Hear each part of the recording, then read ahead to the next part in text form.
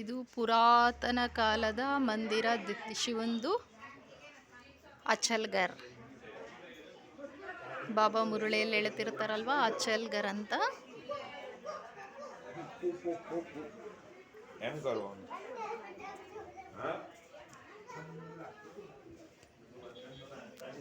ಪುರಾತನದ Mandir ಅಚಲ್ಗರ್.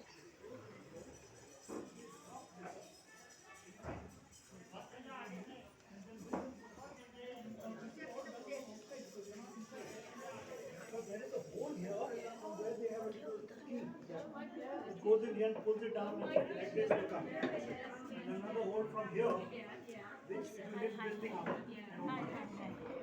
So we can lock from inside, but open from outside. So it's a unique door.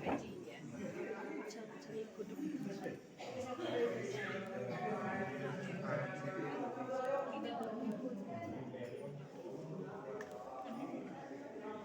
This is the old inscription here.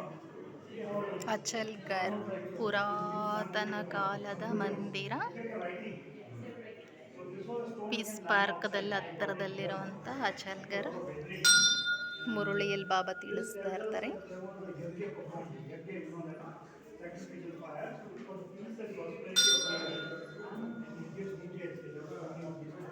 Shivalinga ಪುರಾತನದ್ದು.